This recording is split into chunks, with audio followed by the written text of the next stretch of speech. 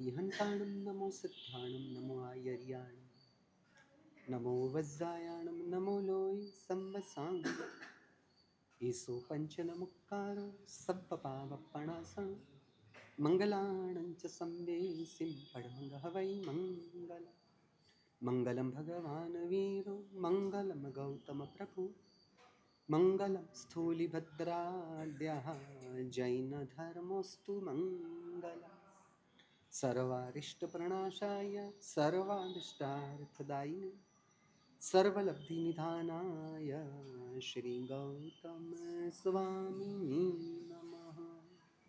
अज्ञानतिमिरान्धानां ज्ञानाञ्जनशलाकया नेत्रमुन्मीलितं येन तस्मै श्रीगुरवे नमः।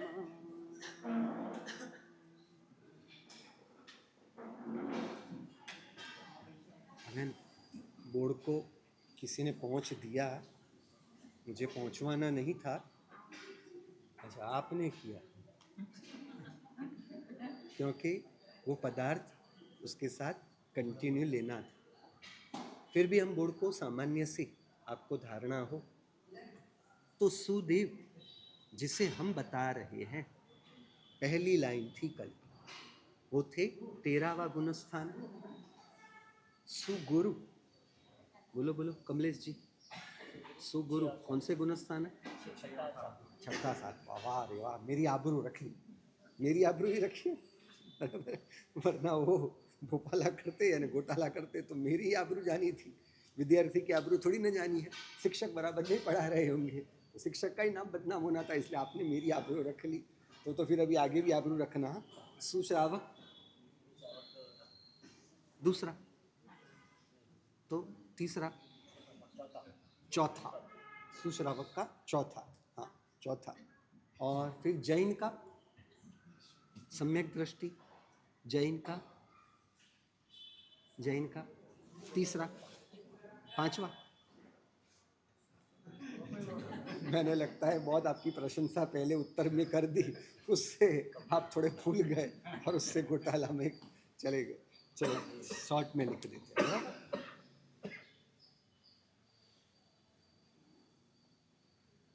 शॉर्ट में लिखता हूँ, लंबा नहीं करता हूँ, बराबर। सुदेव, सुगुरु, सा,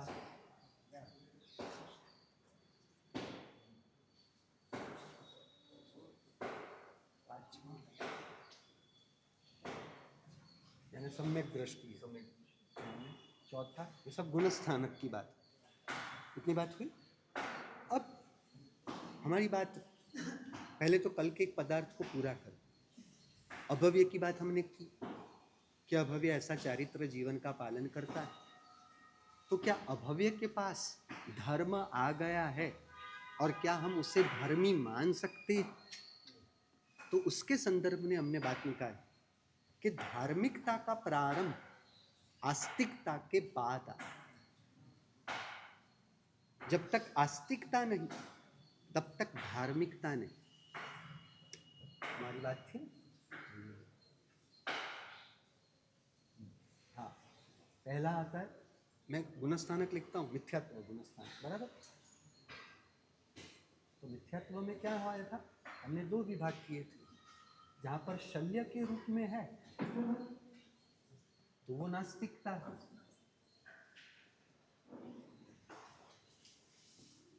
जहाँ पर मिथ्यात्व गुणस्थानक के रूप में है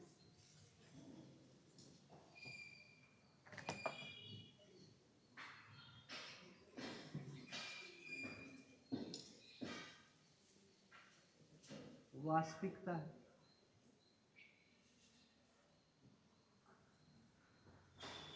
बराबर, हमारी बात हुई थी ना, याद हो तो। मिथ्यात्व शल्य और मिथ्यात्व गुणस्थान। फिर आता है चौथा गुणस्थान, चौथा लिखता हूँ, बराबर। चौथा गुणस्थान, तो वहाँ पर पूर्ण अनुभूति आधारित आस्तिकता, बराबर। अब यहाँ पर क्या है? दर्शन और ज्ञान की शुद्धि हो गई, सम्यक दर्शन और सम्यक ज्ञान। जहाँ जहाँ सम्यक दर्शन है वहाँ वहाँ पर सम्यक ज्ञान बताया, बराबर। परंतु गुणस्थानक का नाम क्या था? अविरत सम्यक दर्शन। तो अविरत यानी विरति नहीं, विरति यानी चारित्र। तो विरति नहीं का मतलब हुआ चारित्र नहीं है। तो धर्म क्या, कौन सा था? दर्शन, ज्ञान, चारित्र, तीनों के संयोजन को ही धर्म की पूर्णता कहेंगे। समझ रहे? जिन शासन की पूर्णता कहेंगे, बराबर। परंतु धर्म का प्रारंभ वह दर्शन और ज्ञान की शुद्धि से, बराबर। धर्म का प्रारंभ सम्यक दर्शन, इसलिए हमने कल सूत्र कहा चरित्र खलु धम्म। चारित्र किसे कहा? धर्म किसे कहा? चारित्र को धर्म का। चरित्र खलु धम्मो, खलु यानी खरेखर, खरेखर का मतलब है वास्तविक, निश्चित रूप से, निश्चित रूप से। तो धर्म किसे कहेंगे? तो चारित्र निश्चित रूप से धर्म है। अब चारित्र हो और ज्ञान दर्शन न हो, ऐसा तो नहीं होगा, बराबर। इसलिए चारित्र का प्रारंभ होता है पांचवें गुणस्थान। तो यहां पर देश से वृत्ति, देश वृत्ति यानी अल्प अंश में वृत्ति। वृत्ति का मतलब हमने समझा चारित्र, यानी अल्प अंश से चारित्र है। और चौथे गुणस्थान का दर्शन और ज्ञान, सम्यक दर्शन और सम्यक ज्ञान तो है ही। तो सम्यक दर्शन है, सम्यक ज्ञान है और उसके साथ चारित्र का अंश जुड़ा। तो यहां धर्म की पूर्णता का प्रारंभ हुआ। धर्म की पूर्णता नहीं, धर्म का प्रारंभ। इसलिए यहां कहेंगे आप धार्मिकता।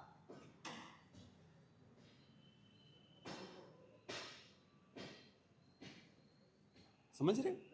और छठे सातवें गुणस्थानक में क्या आएगा? उससे ऊपर की स्थिति है आध्यात्मिकता।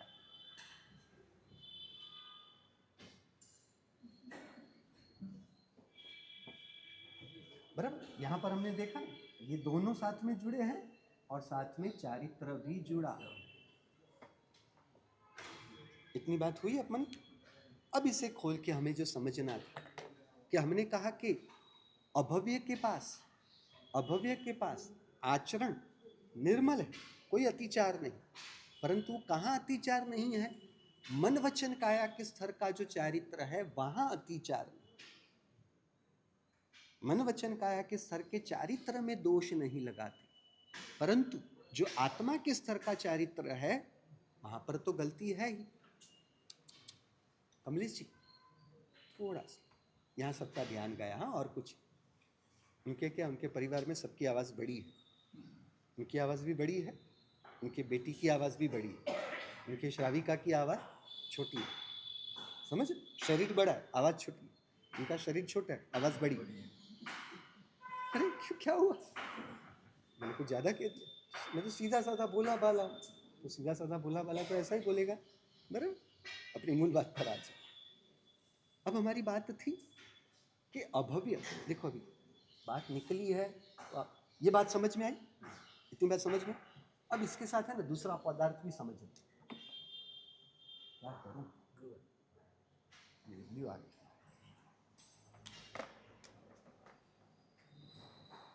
चारित्र के दो प्रकार, एक है व्यवहार चारित्र, एक है निश्चय।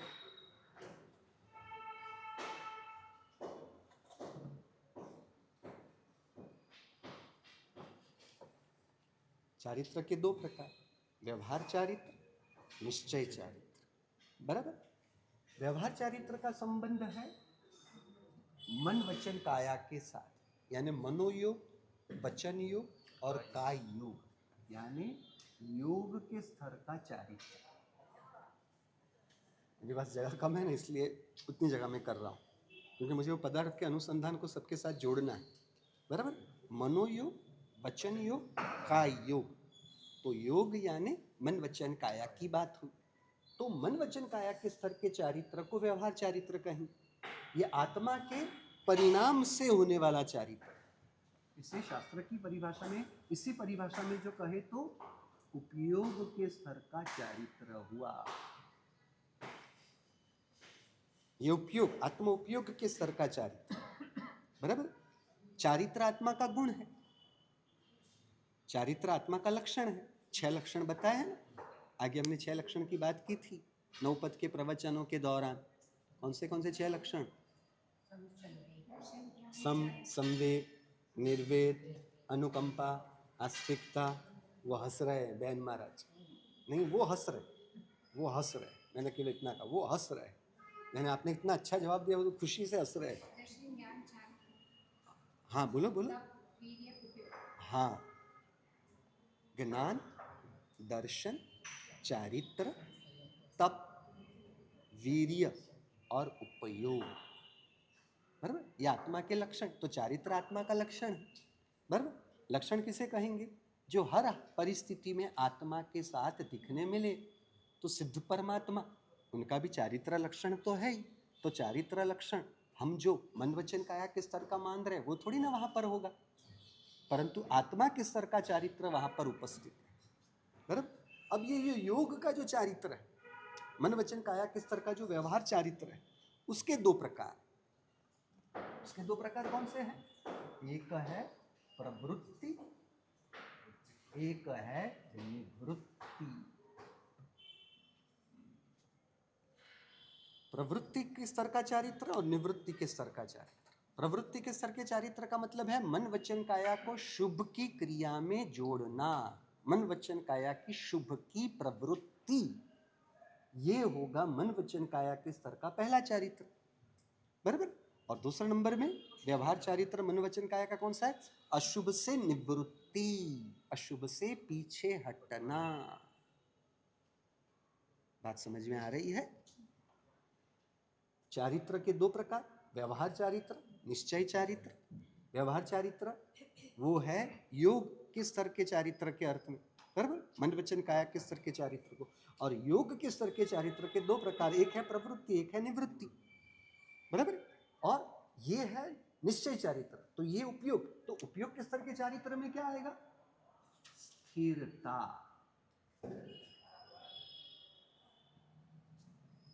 इसलिए पद्म विजय जी महाराज साहब द्वारा रचित सिद्ध चक्र जी के स्तवन में इस सब की बात रखी गई है। प्रवृत्ति चारित्र पद की पहचान कराते हुए गाथा में क्या कहा पद्म विजय जी ने? प्रवृत्ति निवृत्ति भेदे, भेद हुआ प्रवृत्ति और निवृत्ति के भेद यानी प्रकार, डिफरेंस, डिस्टिंग्विश के हमने। तो प्रवृत्ति निवृत्ति भेदे चारित्र 6 व्यवहारो जी। बात समझ में आ गई? प्रवृत्ति और निवृत्ति के भेद। प्रवृत्ति और पूजा की क्रिया में क्या आएगी बात? प्रवृत्ति होगी। जमीन कन के संदर्भ में क्या आएगी बात? निवृत्ति होगी। समझ में आ रही है बात? तो प्रवृत्ति और निवृत्ति, तो ये प्रवृत्ति और निवृत्ति किस स्तर की प्रक्रिया है? मन वचन काया किस स्तर की प्रक्रिया है? तो प्रवृत्ति निवृत्ति भेदे चारित्र 6 व्यवहारो जी। बराबर। अब निश्चय चारित्र की बात, व्यवहारो, व्यवहार यानी व्यवहार चारित्र है। निज गुण स्थिरता चरण ते प्रणमो। क्या बताया?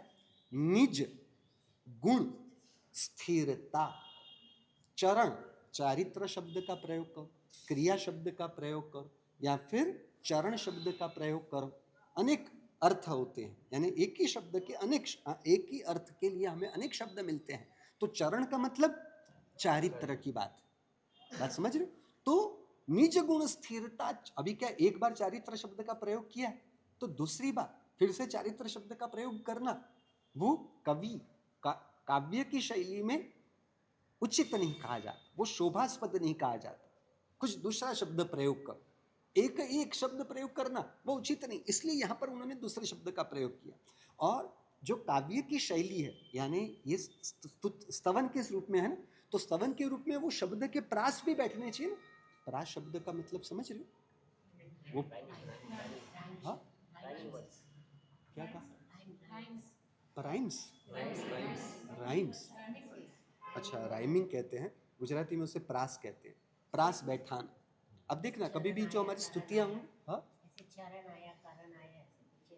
हाँ, तो उस प्रकार से वहां शब्द प्रयोग को जोड़ना है। तो निज गुण स्थिरता चारित्र ते प्रणमो, तो देखो क्या हो रहा है, वो शब्द प्रयोग भी बराबर नहीं हो पा रहा, समझ? तो निज गुण स्थिरता चरण ते प्रणमो, समझ? निज गुण स्थिरता, अपने आत्मा और आत्मा के गुणों में स्थिरता, व चारित्र की बात। निज गुण स्थिरता चरण ते प्रणमो, ऐसे चरण को नमस्कार। कौन से चरण को नमस्कार? जो निज गुण स्थिरता। तो निज गुण स्थिरता की प्रक्रिया मन वचन काया से थोड़ी ना। निज गुण स्थिरता की प्रक्रिया आत्मा से ही है, आत्मा की ही है। तो निज गुण स्थिरता चरण ते प्रणमो निश्चय शुद्ध प्रकारो जी। निश्चय से ये शुद्ध के प्रकार में आएगा। इसलिए जिसको हमने व्यवहार चारित्र कहा ना, उसके लिए दूसरा शब्द हमें मिलता है साधन चारित्र। तो ये होगा साध्य चारित्र, ये होगा शुभ के स्तर का चारित्र, ये होगा शुद्ध के स्तर का चारित्र, बराबर है? ये होगा आराधना के स्तर का चारित्र, ये होगा साधना के अर्थ का चारित्र, ये होगा बंध की क्रिया, आश्रव की क्रिया, रूप चारित्र। पहले बंध समझो, इससे बंध होगा ना, व्यवहार की क्रिया, प्रवृत्ति रूप जो चारित्र है उससे बंध होगा, बराबर? बंध होगा तो किसका बंध होगा? शुभ कर्म का बंध होगा, बराबर? शुभ कर्म के बंध की क्रिया चारित्र में बनी, बराबर? निवृत्ति में क्या होगा? बोलो, बोल पाओगे? निवृत्ति चारित्र का क्या अर्थ करेंगे हम? शुभ की क्रिया में कर्म का बंध हुआ, शुभ कर्म का बंध हुआ, इसलिए वो शुभ आश्रव रूप चारित्र की बात। कर्म के बंध के दरवाजे खुले ना, पुण्य बंध के दरवाजे खुले। आश्रव यानी क्या? आश्रव यानी क्या? आप जो दरवाजे से प्रवेश करते हो तभी हॉल में आ सकते हो ना, समझो? तो ये प्रवेश द्वार, आश्रव यानी आत्मा में कर्म को प्रवेश करने का द्वार, प्रवेश द्वार, गेटवे ऑफ कर्म बंध। समझ में आ रही है बात? ये क्या था? गेटवे ऑफ उपाश्रव, प्रवचन खंड, प्रवचन हॉल। उसी प्रकार आश्रव यानी आत्मा में कर्म बंध का प्रवेश द्वार। फिर वो शुभ कर्म का बंध हो या अशुभ कर्म का बंध हो, दोनों कहलाएंगे तो आश्रवी, बराबर? इसलिए कर्म के दो प्रकार, शुभ और अशुभ कर्म। तो कर्म बंध के जो द्वार है आश्रव, आश्रव के भी दो प्रकार हो गए, भले उसके अंदर ऐसा लिखा नहीं आता है। तो शुभ आश्रव, अशुभ आश्रव। तो ये प्रवृत्ति रूप जो चारित्र होगा वो क्या होगा? शुभ आश्रव हुआ, शुभ कर्म के बंध रूप आश्रव हुआ, बराबर है? और निवृत्ति रूप चारित्र से क्या होगा? निवृत्ति रूप चारित्र से क्या होगा? संवर रूप चारित्र होगा। समझ रहे हो? कर्म, दरवाजा बंद कर दो, हॉल के अंदर सब लोग आ गए, अब किसी को भी प्रवेश नहीं देना, समझ? तो उसके लिए क्या करेंगे हम? दरवाजा बंद करना। तो बंद होगा तो क्या होगा? कर्म प्रवेश कर नहीं सकेंगे। जिस प्रकार कोई दूसरे लोग आ नहीं सकेंगे, उसी प्रकार कर्म को प्रवेश के द्वार बंद करना। तो ये क्या हुआ? प्रवृत्ति रूप जो चारित्र है, व्यवहार चारित्र, वह शुभ आश्रव रूप चारित्र है। और निवृत्ति रूप जो चारित्र है वो कर्म के दरवाजे बंद करने रूप है। समझ रहे हो? आपने जमीन कन का त्याग किया तो क्या पुण्य का बंध होगा? आपने रात्रि भोजन का त्याग किया, उससे क्या कर्म का बंध, शुभ कर्म का, पुण्य का बंध होगा? नहीं होगा। क्या होगा? कर्म बंध के दरवाजे बंद, यानी नए पाप कर्म के बंध बंद हो गए। समझ रहे? नए पाप कर्म के बंद हो गए, परंतु जो हॉल के अंदर बैठे उनको खाली करना है तो वो कैसे खाली होगा? को समझ रहे हो क्या कहने का मतलब है? क्योंकि हमें तो मोक्ष प्राप्त करना है। मोक्ष प्राप्त करने का मतलब क्या है? हॉल को खाली कर देना। अब हॉल को खाली करने के लिए क्या करना होगा? एक साथ थोड़ी ना खाली होंगे, पहले एक को निकालेंगे, फिर दो को निकालेंगे, फिर 5 को निकालेंगे, फिर 10 को निकालेंगे, इस तरह से। तो वो जो थोड़ा थोड़ा खाली होना उसे कहते हैं निर्जन, और पूरा खाली होना उसे कहते हैं मोक्ष।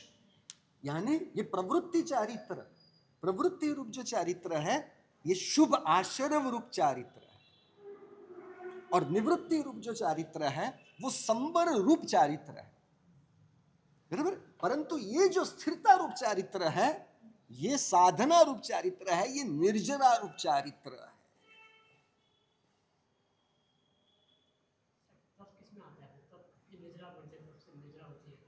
उसकी बाद में, अभी ये बात चल रही है ना, इसलिए तब की जो निर्जरा है वो बाद में बात। समझ रहे? निज गुण स्थिरता यानी सामयिक में बैठे हैं, ये शुभ की प्रवृत्ति, और साथों साथ क्या हो रहा है? एक अपेक्षा से पाप के त्याग की प्रक्रिया हुई ना, पाप के त्याग की प्रक्रिया हुई। तो क्या हुआ, संबर आया। पर इससे निर्जना नहीं होगी। निर्जा कब होगी, अपने समता गुण में हम आए। समझ लो, आत्मा अपने आत्मा के समता गुण में आए तो देखना है। अब इसकी बात देखो, पहले तो आपको एक इशारा मैंने दिया, निज गुण स्थिरता चरण ते प्रणम। यहां चरण शब्द का मतलब चारित्र, बराबर। जिन तेरे चरण की शरण ग्रहूं,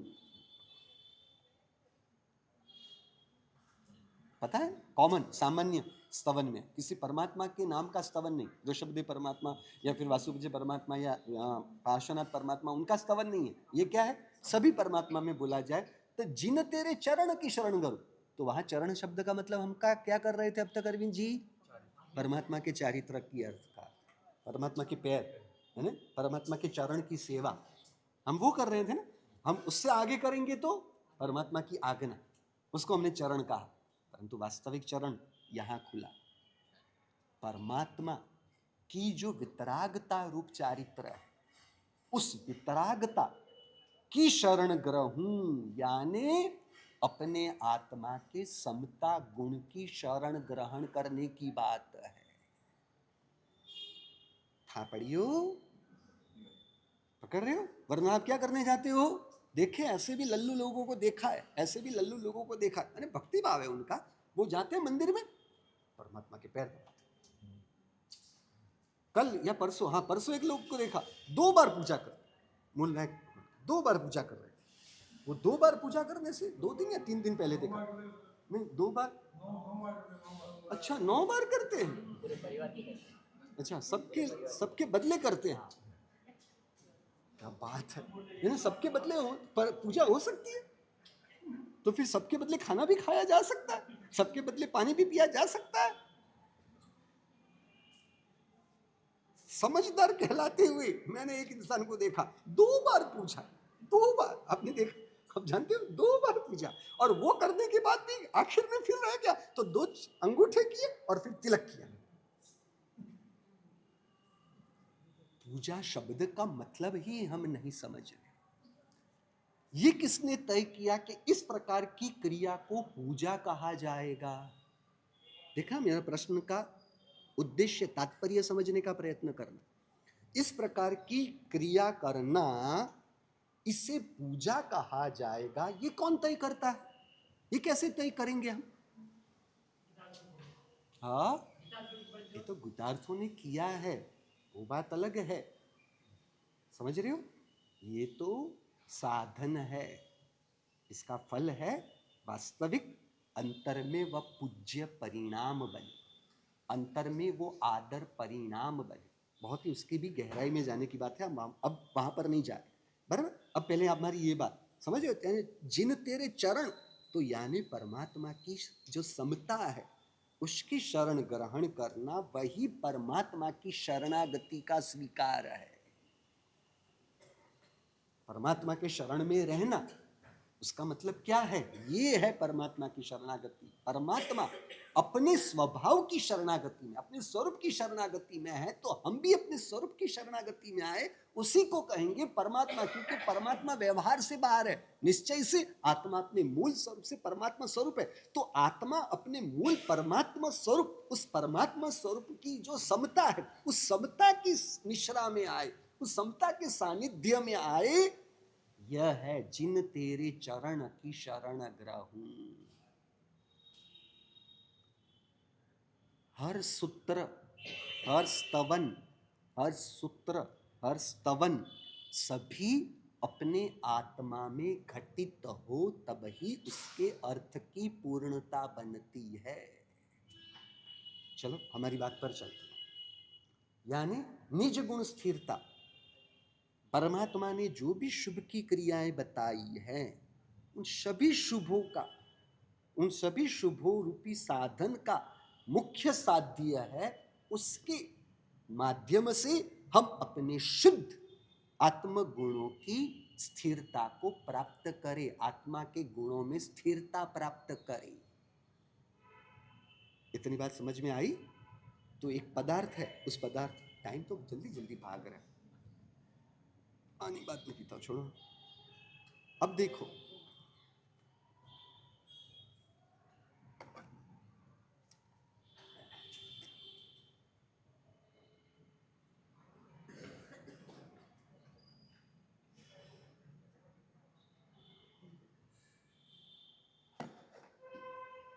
देखो करेमी बनते सूत्र है ना, उस करेमी बनते सूत्र में 2 सूत्र रखे गए। करेमी बनते सामायिक वो एक हिस्सा हुआ और साबज्जम जोगम पचखामी वो दूसरा हिस्सा। करेमी बनते सूत्र चारित्र का सूत्र है ना, बराबर। फिर हमारा जावत जीव का चारित्र क्या सूत्र कहो, और आपके लिए 48 मिनट के रूप में, या तो फिर आपके लिए 24 घंटे या 12 घंटे के रूप में वो सूत्र कहो। सूत्र वही अर्थ में है ना, जाओ पोसा हम, जब तक मैं पौषत में हूं तब तक मेरी ये समता की क्रिया में मैं जुड़ा। तो वहां पर 2 क्रिया है, आपकी हो या हमारी, करेमी बनते सामायिक और साबत जोगम जोगम पचखामी। ये चारित्र का सूत्र था। उसके अंदर क्या बताया, सावज्जम जोगम पचखामी यानी मन वचन काया से पाप का त्याग रूप चारित्र है। मैं मन वचन काया से पाप का त्याग कर रहा हूं। सावज्जम जोगम पचखामी यानी पाप का मैं पचखान कर रहा हूं, यानी मैं पाप का नियम कर रहा हूं, यानी मैं पाप का त्याग कर रहा हूं। तो त्याग कर रहा हूं, मन वचन काया से होने वाले पाप का त्याग कर रहा हूं। अब मुझे बताओ ये कौन से चारित्र की बात थी, पाप के त्याग, व्यवहार चारित्र। व्यवहार में प्रवृत्ति या निवृत्ति, निवृत्ति चारित्र की बात है। प्रवृत्ति में कैसे चले गए, वहां पर क्या किया, मन वचन काया को पाप में जाते हुए रोकने की बात है।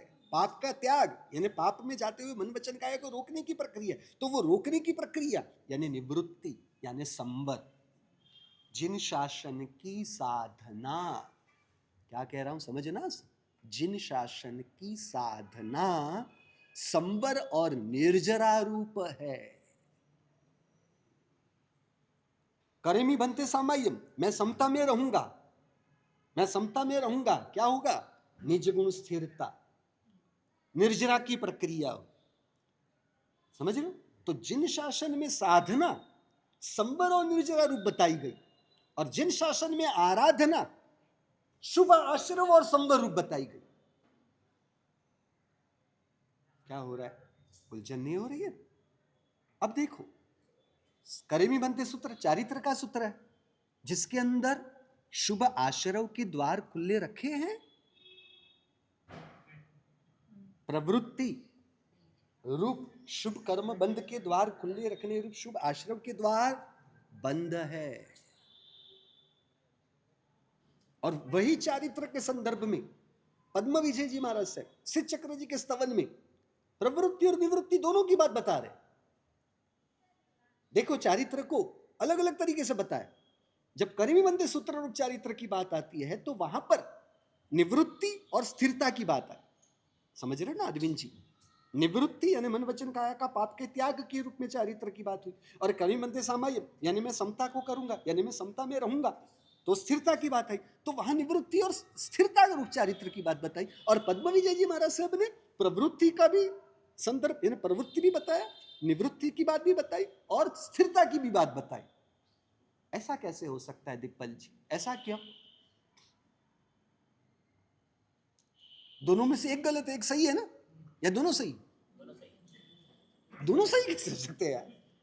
अब यार ऐसा मुझे उलझाओ मत, अब आप मुझे उलझा रहे हो। तो जब साधु धर्म के एक सैंपल रूप सामायिक की प्रक्रिया है, वह चारित्र की प्रक्रिया है, तब सामायिक क्या है, समणु इव सावो हवई जम्हा, साधु कैसा हो जाता है, हाँ श्रावक कैसा हो जाता है, श्रावक साधु जैसा हो जाता है। तो जब साधु धर्म रूप सामायिक की क्रिया, जो साधु धर्म का एक छोटा सा नमूना है ना, एक सैंपल है, समझ लो एक अंश है, तो वहां पर प्रवृत्ति की बात नहीं बताई, प्रवृत्ति रूप चारित्र के दरवाजे बंद रखे। परंतु गृहस्थाश्रम में रहते हुए, गृहस्थाश्रम में रहते हुए गृहस्थों के पाप कर्म के दरवाजे खुले हैं, पाप कर्म के द्वार खुले हैं, यानी अशुभ आश्रव के द्वार आपके खुले हैं। इसीलिए शुभ आश्रव रूप चारित्र की बात गृहस्थाश्रम के लिए बताई।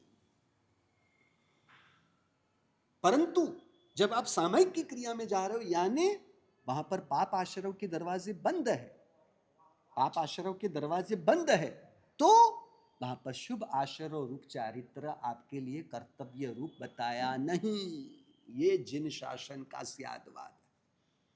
रसोई बनाने का पाप, रसोई बनाने की विराधना का पाप है, इसलिए दैनिक 6 कर्तव्यों में सुपात्र दान का कर्तव्य बताया गया। स्नान की क्रिया से पानी के जीवों की विराधना रूप पाप कर्म के द्वार खुले हैं, इसलिए आपके लिए 6 आवश्यक में जिन पूजा का कर्तव्य बताया गया।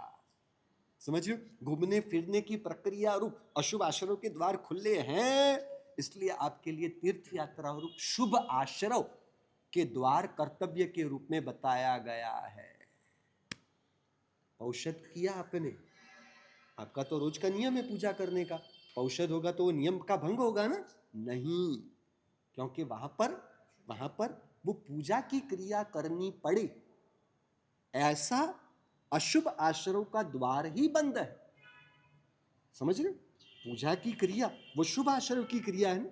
शुभ आश्रव कर्तव्य कब है? जब अशुभ के द्वार खुले हैं, यानी शुभ कर्तव्य तब तक ही है जब तक उस शुभ का विरोधी अशुभ आपके जीवन में है।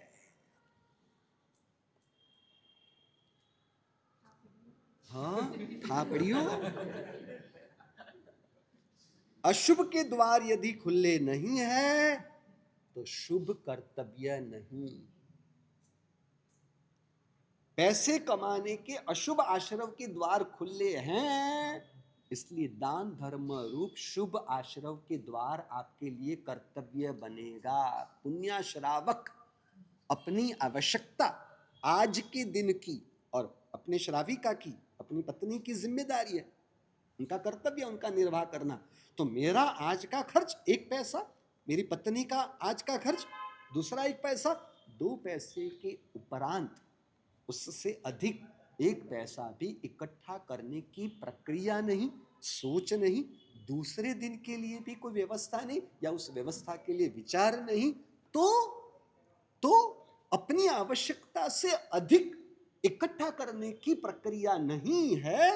इसलिए जगड़ोशा सेठ 12 वर्ष तक दुष्काल के समय में उन्होंने जो दान की गंगा बहाई है, उससे पुण्याश्रावक दान न करते हुए वो उनसे बहान है। क्योंकि दान करने की जरूरत पड़े ऐसी व्यवस्था जगड़ूशाह जी के पास खुली थी, इसलिए उनके लिए दान धर्म कर्तव्य होगा। परंतु पुण्याश्रावक ने दान करने की जरूरत पड़े, उसके लिए जो पैसे इकट्ठा अधिक करना, वो दरवाजे ही बंद है। जिन शासन के शुभ धर्म का उद्देश्य, तात्पर्य, उसकी गहराई को समझने की कोशिश करो। एक तो ये एंगल रहेगा कि अशुभ के द्वार खुले हैं, इसीलिए शुभ आपके लिए कर्तव्य, साधु के लिए तीर्थ यात्रा कर्तव्य नहीं। समझ रहे हो? साधु के लिए तीर्थ यात्रा कर्तव्य नहीं, क्योंकि बिन जरूरी घूमने फिरने की प्रक्रिया साधु धर्म में नहीं। आज के साधु धर्म की व्यवस्था काफी कुछ बदल गई है, वो बात अलग है। पूर्व के काल में ऐसा नहीं था। आज तो कैसा होता है, पर्युषण के पहले या पर्युषण के बाद अगले चातुर्मास तय हो जाते। पूर्व के काल में ये व्यवस्था नहीं थी। विहार करके निकले, पहुंचे, वो गांव है ऐसा कि 1 महीने तक रह सकते हैं, तो मासकल्प हमें रखना है। वो गांव नहीं है बराबर, महात्माओं का निर्वाह बराबर से नहीं हो रहा है, तो दूसरे गांव के लिए कदम उठाना है। ऐसा नहीं हो, यानी ऐसी कोई तकलीफ ना हो, तो उसी गांव में 1 मासकल्प, फिर आगे दूसरा मासकल्प, फिर आगे, ऐसा करते करते अभी ऐसा क्षेत्र है कि बारिश चालू हो गई है, जीवों की विराधना, जीवों की उत्पत्ति हो रही, जीवों की विराधना होनी। अब ये क्षेत्र, एक जगह पर, एक क्षेत्र में हम एक ही जगह पर 4 महीने के लिए रुक सके, ऐसी व्यवस्था है तो रुके। 4 महीने का चातुर्मास वहां पर करे, नहीं है तो भाद्रवा सुद चौथ तक आपको आगे आगे आगे आगे जाने की छूट है। परंतु मुझे लगे कि आषाढ़ वद, आपके हिसाब से श्रावण वद, राजस्थानी की भाषा में श्रावण वद में कोई व्यवस्था मिली तो वहां रुक जाओ, नहीं मिली तो श्रावण सुद, वहां व्यवस्था मिली तो रुक जाओ। इस प्रकार की व्यवस्था पूर्व के काल की थी, आज के काल की नहीं।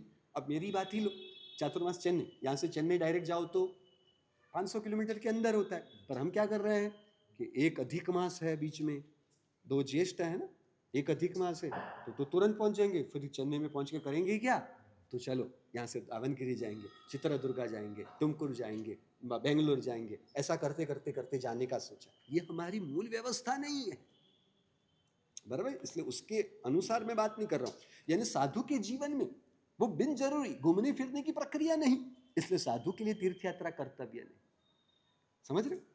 कमलेश जी का पैदुचलम पार्श्व परमात्मा की हर पूनम में यात्रा करने का उनका नियम है, बराबर, उनका नियम है। परंतु उन्होंने 4 महीने, बारिश के ऋतु में जीवोत्पत्ति ज्यादा होती है, जीवों की विराधना ज्यादा होती है, तो 4 महीने के लिए मैं बेल्लारी को छोड़ के बाहर नहीं जाऊंगा, वो नियम उन्होंने ले लिया। तो फिर उनकी पूनम की यात्रा न होने पर उनका नियम भंग होगा नहीं। उल्टा जो पूनम करने के लिए जाएंगे बारिश की ऋतु में, उनसे भी इनकी स्थिति ज्यादा ऊंची और अच्छी बताई जाएगी यात्रा के लिए न जाते हुए भी, क्योंकि उन्होंने अपने आप को नियमित कर दिया, अपने आप को नियमन में रख दिया। समझ में आ रही है? यानी शुभ उसका विरोधी अशुभ है तो शुभ कर्तव्य है, वरना नहीं। और शुभ के पीछे का दूसरा तात्पर्य, दूसरा उद्देश्य क्या है? ये साधन है, तो यह साधन मुझे शुद्ध रूप साध्य तक पहुंचाने के लिए है। तो समझ रहे हो? यानी मन वचन काया से आचरण शुभ में होगा, मन वचन काया से आचरण शुभ में होगा, परंतु अंतर में पक्ष, महिमा, लक्ष्य किसका होगा? शुद्ध का होगा, निज गुण स्थिरता का होगा। ये है जिन शासन। बात पूरी प्रक्रिया समझ में आई? जिन शासन किस प्रकार से चारित्र को अलग अलग मायने, अलग अलग दृष्टिकोण से बता रहा है। नवपद जी की चारित्र पद की बात समझ में आई पूरी, और इस प्रकार से हमारी प्रक्रिया भी समझ में आई, बराबर है। अब हम आगे बढ़ते हैं। हमारी जो मूल बात यहां पर चल रही थी कि हमने कहा कि अभव्य उसे धर्मी कहेंगे या नहीं, तो उसके पास धर्म कब आता है? धर्म कब आता है? जब सम्यक दर्शन, क्योंकि दंसन मूलो धम्मो, दर्शन क्या है? धर्म का मूल है, धर्म का मूल भी कह सकते हैं, और या तो हम दूसरा शब्द पर है धर्म का प्रारंभ भी कह सकते हैं। धर्म का प्रारंभ भी दर्शन से ही हम कहेंगे, बराबर है। तो धर्म का प्रारंभ दर्शन से, उसके लिए लोक भोग्य भाषा में हम जो शब्द प्रयोग कर रहे हैं, धर्म का प्रारंभ आस्तिकता से है, क्योंकि चौथे गुणस्थानक में आस्तिकता है। आस्तिकता के बाद ही धार्मिकता हो सकती है, बिना आस्तिकता के धार्मिकता नहीं हो सकती। अब इस चारित्र के संदर्भ में एक बात और जो रह गई, अब समझना, यानी मन वचन काया से होने वाला चारित्र, व्यवहार चारित्र, साधन चारित्र, और आत्मा को अपने आत्मा और आत्मा के गुणों में स्थिर होना, ये निश्चय चारित्र। अब इसको खोल के समझते, ये निश्चय चारित्र कब होगा? जब दर्शन ज्ञान आता है, बाद में ही चारित्र आएगा। इसलिए क्रम में हमेशा क्या बताया गया? ज्ञानाचार, दर्शनाचार, चारित्राचार, या आचार के अर्थ में है तो ज्ञानाचार से दर्शनाचार में जाएंगे, और परिणति के अर्थ में होगा तो क्या होगा? सम्यक दर्शन, सम्यक ज्ञान, सम्यक चारित्र। नवपद में हमारी रचना वही है ना, समझे? सम्यक दर्शन ज्ञान चारित्राणि मोक्ष मार्ग, सम्यक दर्शन ज्ञान चारित्र, तो अलग अलग एंगल से हुआ, बराबर। परंतु चारित्र तो बाद में ही बताया, तीसरे क्रम में ही रखा हुआ है। ज्ञान और दर्शन में आगे पीछे हुआ, आचरण है तो ज्ञान पहले, और परिणति के स्तर में है तो दर्शन पहले, बराबर। दर्शन कह रहा हूं यानी सम्यक दर्शन, बराबर। दर्शन केवल दर्शन शब्द से मत लेना। अब अपनी बात को समझते हैं। अब बाल कक्षा के जीव, प्रारंभिक कक्षा के जीव, उनके जीवन में है ना, चारित्र से ही धर्म का प्रारंभ होता है। कौन सा चारित्र? मन वचन काया के स्तर के चारित्र से ही धर्म में प्रवेश होता है। मुझे मेरे माता पिता गोद में लेकर पहली बार मंदिर में लेके गए, और क्या कहा? बेटा जिज्जे करो जिज्जे। शुभ प्रवृत्ति रूप चारित्र हुआ ना, बराबर। अब मुझे पता है जीजे किसे कहते हैं। उन्होंने दोनों हाथों को ऐसा इकट्ठा किया, दोनों हाथों को मिलाया, और क्या हो रहा था? बार बार हाथ को उन्होंने दोनों को मिला और जे जे, इसलिए मैं क्या करता हूँ, वो शब्द इसके साथ ये क्रिया, फिर दूसरी बार, तीसरी बार, चौथी बार, पांचवी बार, इस प्रकार चला चला। फिर छठी बार क्या हो गया, अब मैंने अनुसंधान जोड़ दिया। जैसे मैं जे जे शब्द सुनता हूँ क्या हो जाता है, मेरे हाथ जुड़ जाते। अब वो मुझे नहीं पता कि अब यहाँ पर महाराज साहब के पास कहीं कोई किसी को लेके आया या किसी को रिश्तेदार के पास लेके गया और वहां पर भी उसे जे जे शब्द सुनने मिलेगा तो वो क्या कर लेगा, वो हाथ जोड़ देगा। उसे वो नहीं पता कि परमात्मा के आगे या गुरु भगवंत के आगे हाथ जोड़ने की प्रक्रिया करनी चाहिए थी। आप समझ रहे हो क्या कहना चाहता हूं, यानी हाथ जोड़ने का मतलब क्या है, जे जे का मतलब क्या है, मैं जिसे जे जे कर रहा हूं वो कौन है, वो कौन है, वो कैसे है, उसके बारे में उस समय पता है, नहीं पता। हाथ जोड़ने वाला कौन है उसके बारे में पता है, वो तो आज भी नहीं पता। क्यों हंस रहे, हाथ जोड़ने वाला कौन है, हाथ जोड़ने वाला कैसा है, वो आज भी नहीं पता। आज भी वही झेझे जैसा ही चल रहा है ना, थोड़ा बहुत फर्क पड़ा है, बराबर। तो हाथ जोड़ने वाला कौन है, हाथ जोड़ने वाला कैसा है, तो ये सब क्या था, ज्ञान और दर्शन की गहराई पूर्वक मन वचन काया का चारित्र नहीं होता। ज्ञान दर्शन की अस्पष्टता है, समझे, और उसके पूर्वक मन वचन काया से शुभ में पहले जोड़ने के रूप चारित्र का प्रारंभ पहले होता है। यानी क्या हुआ, पहले मन वचन काया के स्तर पर चारित्र आता है। क्या हुआ, 5 साल के थे आप अरविंद जी, आपके पापा प्रतिक्रमण के लिए लेके आए थे, नौकार आपको सिखा दिया था, पर नौकार का मतलब क्या, नौकार शब्द का मतलब क्या पता था, कौशक, कौशक बेटा ऐसा करो ऐसा करो, ऐसे कौशक कहते हैं, एक नौकार गिनो बेटा, 4 नौकार गिनो, 4 नौकार, हाँ 16 नौकार, 8 नौकार, ऐसा ही सब चल रहा था ना। कहने का मतलब समझ रहे हो, और उस समय आपके पास चौवियार भी करवाया था उन्होंने, तिवियार भी करवाया था, एकाशना भी करवाया था, व्यासना भी करवाया था, आप समझ रहे हो। इसलिए धर्म में प्रवेश मन वचन काया के स्तर से चारित्र से ही होता है। उसके पश्चात जीव ज्ञान दर्शन की गहराई, यानी ज्ञान की गहराई में जाते हुए दर्शन को स्पष्ट करता है, और वो आत्मा के स्तर की ज्ञान और दर्शन को स्पष्ट करते हुए उसके बाद आत्मा के स्तर का चारित्र आता है। चारित्र से चालू हुआ और पहुंचना है फिर से चारित्र पर, कौन से चारित्र से शुरू हुआ, योग चारित्र से प्रारंभ हुआ और फिर ज्ञान दर्शन की यात्रा करते हुए उपयोग चारित्र की ओर आगे बढ़ना होता है। बात समझ में आई, पूरी प्रक्रिया, पूरी प्रक्रिया समझ रहे हैं, किस प्रकार से क्रमिक जीव की यात्रा चलती है। समझ, एकाशना कर रहे थे, पता था ये चलता ये नहीं चलता, कमलेश जी जिंदगी में पहली बार 5 साल की उम्र में किया होगा आपने, समझो, पता था ये चलता ये नहीं चलता, ये 48 मिनट होना चाहिए, पानी के इतना काल होता चाहिए, वो होना चाहिए, पता होता है, कुछ भी नहीं पता है, फिर भी एकाशना किया, यानी शुभ की प्रवृत्ति और चारित्र हुआ, बराबर है, बात समझ में आई। अब अभव्य के पास ये व्यवहार चारित्र है, शुभ में प्रवृत्ति, अशुभ से निवृत्ति, क्योंकि मन वचन काया की क्रिया है, व्यवहार चारित्र है, परंतु ज्ञान दर्शन की स्पष्टता न होने की वजह से निश्चय चारित्र नहीं। समझ रहे हो, ज्ञान दर्शन नहीं यानी धर्म का प्रारंभ नहीं, समझ रहे हो, यानी आस्तिकता नहीं। इसलिए पहले आस्तिकता आती है, उसी के बाद धार्मिकता बनती है। तो हमें ये संशोधन अपने अंतर में करना चाहिए कि मैं जो अपने आप को धर्मिष्ठ मान रहा हूं या मेरे पास धर्म आ गया है ऐसा जो मैं मान रहा हूं, वो हकीकत में आस्तिकता पूर्वक है या नहीं। समझ में आ रही है बात, वो आस्तिकता पूर्वक है या नहीं। क्या हुआ, क्या पूछ रहे थे, आस्तिकता यानी हमने कल बात की, आत्मा और आत्मा के स्वभाव की श्रद्धा और जागृति और विवेक को लेकर चलना, कल ही हमारी बात हुई है, बराबर है, समझ रहे हो। तो हमने कल देखा कि अभव्य भी आत्मा को तो मानती है, अभव्य की आत्मा भी आत्मा को तो मानती है, आत्मा के स्वभाव को नहीं मानती। मैं जड़ को भुगत रहा हूं, मैं जड़ की क्रिया कर रहा हूं, ये विपरीत मान्यता पूर्वक है। यानी वर्तमान में जो अपने आप को धार्मिक समझ रहे हैं वो हकीकत में आस्तिकता पूर्वक कहाँ है, क्योंकि आस्तिकता की स्पष्टता ही नहीं, और आस्तिकता का केवल स्थूल अर्थ, हम आत्मा को मानते हैं, हम परमात्मा को मानते हैं, समझिए, अनुभूति पूर्वक की आस्तिकता तो है भी नहीं, बराबर, वो तो बहुत दूर की बात है, परंतु जो व्यवहार से आत्मा के स्वभाव की श्रद्धा होनी चाहिए वो भी नहीं हो पाती। हमारी यही सोच है ना कि मैं एकाशना कर रहा हूं, मैं आयम्बिल कर रहा हूं, मैं उपवास कर रहा हूं, मैं चौवियार नौकार्षी कर रहा हूं। इसलिए भक्ति योगाचार्य महाराज साहब की बात बार बार दोहराना हुआ है।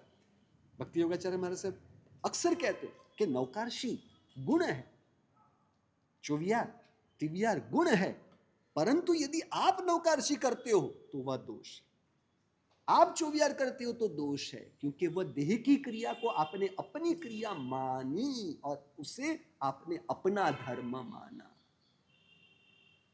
इतनी बात समझ में आ रही है?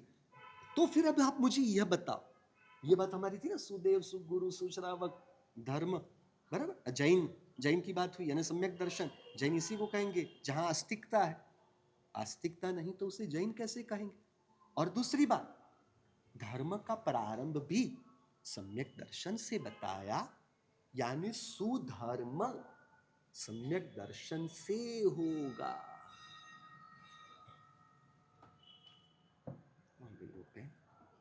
मार्कर कहाँ गई? मेरी गोद में। यानी सुधर्म तो चौथे गुण स्थानक से होगा।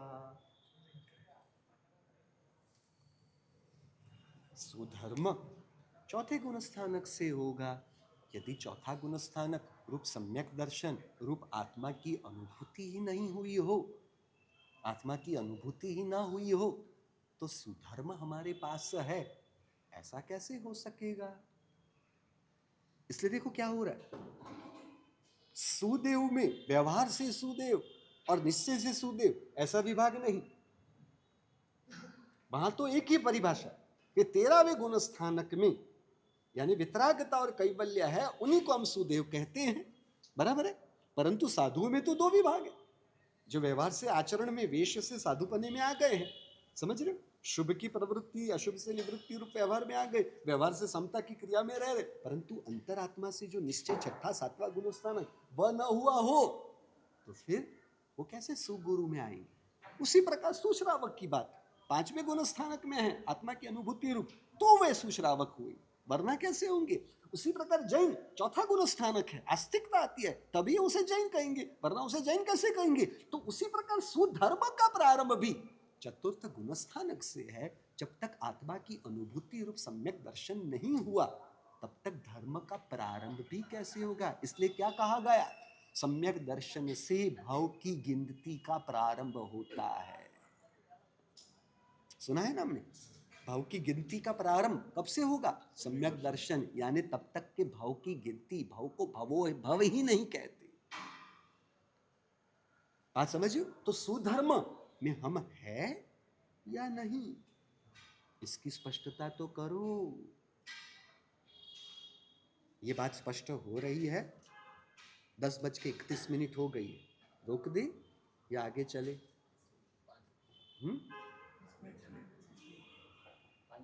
अरविंद जी आपको रहेगी, चलेगा? तो अब और एक नजरिया खोल,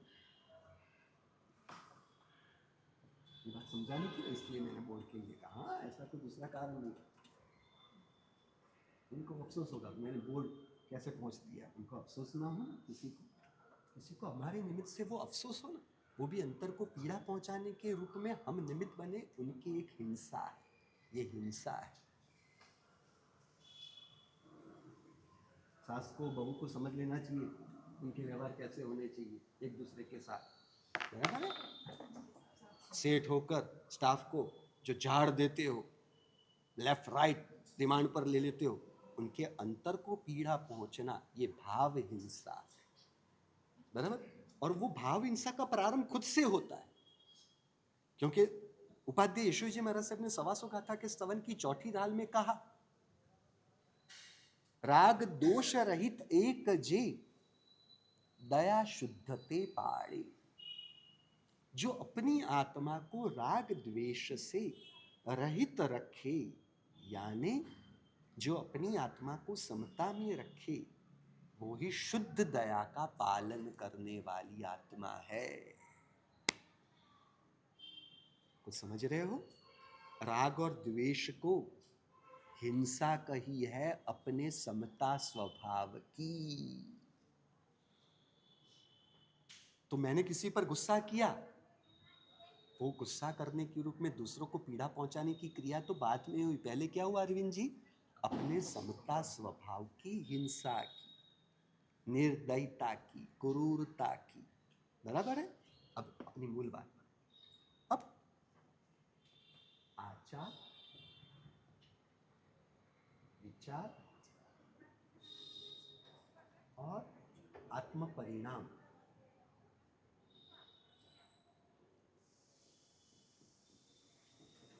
अब आप मुझे बताइए कौन सा धर्म है ऐसा जिसने हिंसा का समर्थन किया हो, झूठ का समर्थन किया हो? मैं प्रणतिपद मुशावर शब्द प्रयोग नहीं कर रहा हूं, बराबर? लोक भोग्य भाषा। हम दूसरों को जो अपने से हीन देखते हैं, कू के रूप में देखते हैं, ज्ञानियों का कहना है कौन सा धर्म ऐसा है जिसने हिंसा को समर्थन दिया हो, बढ़ावा दिया हो? हिंसा करना अच्छा है, झूठ बोलना अच्छा है, चोरी करना अच्छा है, अब्रह्म का सेवन करना अच्छा है, परिग्रह करना अच्छा है, क्रोध मान माया लोभ करना अच्छा है, राग द्वेष करना अच्छा है। बोले विचार धर्म से जैन और अजैन में कौन सा फर्क है? बताओ। मुसलमानों ने भी उनके कुरानों में हिंसा को समर्थन या बढ़ावा दिया। अब समझते हैं आचार से जैन और अजैन।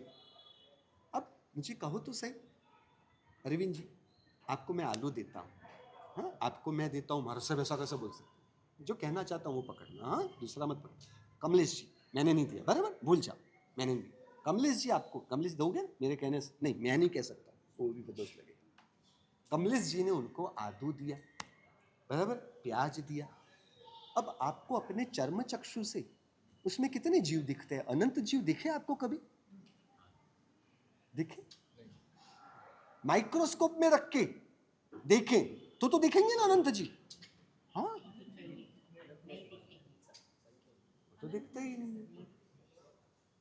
तो फिर जमीन कंद वगैरह में अनंत जीव है, ये तो सर्वज्ञ परमात्मा के केवल ज्ञान से जाना गया, देखा गया, उन्होंने हमें बताया है, हमें नहीं पता था। क्योंकि हमारे लिए आलू प्याज हो या सेब हो या फिर तुरी हो, दूधी हो या करेली की सब्जी या परवल हो, हमारे लिए तो सब एक ही था। हमारे लिए कोई फर्क था? हमारे लिए कोई फर्क नहीं था। बात समझ रहे हो? अन्यों के पास सर्वज्ञ दृष्टि ना होने की वजह से, केवल ज्ञान की दृष्टि नहीं होने की वजह से उनको ये पता ही नहीं है कि यहाँ सेब में और आलू प्याज में जीवों की संख्या में जमीन आसमान का फर्क है। वो उनको बताने वाली कोई दृष्टि थोड़ी ना उनको किसी ने दी है। क्या कह रहा हूं, समझ रहे हो? कई लोग ऐसा सोचते हैं कि जैन होकर हम जमीन कम खाते हैं तो हमें पाप ज्यादा लगता है, अजैन हो उनको तो पता ही नहीं है तो वहां पर पाप कम लगता है। तो अजैन होना ज्यादा फायदेमंद हुआ, फायदेमंद हुआ ना। पता चले तो हमें दंड लगता है, पता ना हो तो हमें दंड कम लगता है। यह सोच को रखते हुए हमने पता ना हो तो अच्छा है, यानी हमने अज्ञानता का पक्ष लिया। अनंत जमीन कंद की अनंत हिंसा से भी अज्ञानता का पाप उससे अनंत गुना बड़ा है। क्या कह रहा हूं, समझ में आ रही है बात? पता ना हो तो अच्छा है ना। देखा नु दुख है ना गुजराती में। देखा कमलेश जी, आप गए उनके घर, बराबर है, अब उन्होंने आपको चाय दी और उनके देखते आपके देखते मक्खी गिरे तो चाय पी सकोगे? नहीं। परंतु कमलेश जी अंदर में वो कॉकरोच को डुबकी लगा के लेके आपको दे तो चलेगा, तो और टेस्टी लगेगी वो। छी छी की बात नहीं कर रहा हूं, देखा नु दुख, पता समझ रहे? पता ना हो तो कोई तकलीफ नहीं। ऐसी सोच को रखते हुए हमने एक तो अज्ञान का पक्ष लिया और दूसरे नंबर में ये सर्वज्ञ दृष्टि हमें न मिली हो तो अच्छा है। इस प्रकार की सोच रखते हुए हमने परमात्मा के पक्ष को छोड़ा, ज्ञानी के पक्ष को छोड़ा। तीसरे नंबर में वो हिंसा होते हुए भी पता न हो तो वो हिंसा का पाप नहीं लगेगा, उसने केवल वो पाप से सोचा, परंतु वो अनंत जीवों की हिंसा हो रही है, उस हिंसा का पक्ष उसने लिया। भले हिंसा होती तो अच्छा था, पाप तो नहीं लगता, यानी पाप के दर को पाप माना, यानी हिंसा को पाप नहीं समझा, पाप कर्म के बंध को बंध मान। बराबर है। अपनी मूल बात पर आ जाए तो अजैनों के जीवन में जो जमीन कन की प्रक्रिया चल रही थी, जो जमीन कन की प्रक्रिया चल रही थी, वो तो जमीन कंद हो, ऐसी जो भी चीजें हो, बराबर है। हम वो क्या बोलते हैं, जमीन कन खाना हो या द्विदड़ करना हो, ऐसी जो जो भी क्रिया है, बासी भोजन लेना हो, तो उनको पता ही नहीं, क्योंकि वो दृष्टि तो हमारे पास भी कहाँ है कमलेश जी, हमारे पास तो वो दृष्टि है ही नहीं, हमारे पास वो ज्ञान माइक्रोस्कोप भी नहीं तय कर सकता है। तो आचार में जो फर्क दिख रहा है उसमें उनके अंतर में हिंसा करने के भाव पूर्वक वह हिंसा का आचार नहीं है, अंतर में तो हिंसा के त्याग के भाव पूर्वक ही है। जैन और अजैन अलग कहां हो रहे हैं, सर्वज्ञ दृष्टि की कमी होने की वजह से उनके जीवन में वह प्रक्रिया चल रही थी, वरना वो कोई हिंसा के पक्ष में, झूठ के पक्ष में नहीं है। यदि हम होम हवन की बात करने जाए तो अभी तो जैन शासन में भी ये होम हवन बढ़ गए हैं। मेरे दीक्षा के समय में मैंने ये सब नहीं सुना था, समझ रहे। माणिभद्र का होम, माणिभद्र जी का होम, घंटागढ़ महावीर का होम, नाकोड़ा भैरव का होम, आचार्य पदवी हो तो पिठिका उसका बा होम, तो अपने यहाँ भी तो होम हवन चालू हो ही गए ना राकेश जी, नहीं हुए?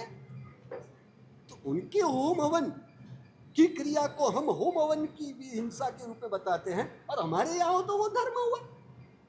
मैं ना तो उनका पक्ष ले रहा हूं, ना तो यहाँ के ये क्रियाओं का खंडन कर रहा हूं, मैं केवल जो भेद के परिणामों में रहते हुए हम जो प्रेम भाव, मैत्री भाव को बिगाड़ रहे हैं, उससे समता भाव कहाँ रहना था, और उनमें और हम में फर्क जो हम बार बार समझने की कोशिश मान रहे हैं, वो फर्क कहाँ है?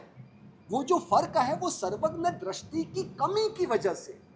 और जब आत्म परिणामों की बात आती है तब आप नरसिंह मेहता के वचन ले लो, मीराबाई के वचन ले लो, रामकृष्ण परमहंस जी के वचन ले लो, यहाँ दक्षिण में होने वाले रमण महर्षि के वचन ले लो, ऐसे किसी भी ज्ञानियों के वचन जब लेते हो, क्योंकि जो आत्मा की अनुभूति हुई, तो जैन की आत्मा, अजैन की आत्मा, आत्मा तो मूल स्वरूप से एक ही है, तो आत्मा की अनुभूति से निकलने वाले वचन में कोई फर्क नहीं पाया जाता है। परिभाषा शायद अलग अलग हो सकती है, परंतु उसमें मूल सत्य में कोई फर्क नहीं। और ये आचार धर्म विचार धर्मों की शुद्धि के लिए, और आचार और विचार धर्म आत्म परिणामों की शुद्धि के लिए, यानी ये साधन है, ये इसका साधन और ये दोनों इसके साधन है। तो आत्म परिणामों से जो साध्य है उसमें तो सब एक ही है, कहाँ फर्क है? तो हम अपने आप को श्रेष्ठ और उनको ही कैसे मान सकते हैं, क्यों मान सकते हैं? तो वहां जाना चाहिए या नहीं जाना चाहिए, उसका समय आज इतना ही पर्याप्त रखते हैं। इसकी बात कल। मुपत्ति के बोल, अरे ये ढोल नगारे की आवाज देखो, क्या कह दूं? हाँ तो जवाय के न जवाय एनो एक शब्दમાં એક વાક્યમાં આ કે નાથી જવાબ ન આવે એટલે ન કહેવાય, એનો ખુલાસો કાલે। समझ रहे हो? वो बोल रहे कि जाना चाहिए नहीं जाना चाहिए, जा सकते हैं नहीं जा सकते हैं, उसकी बात कल।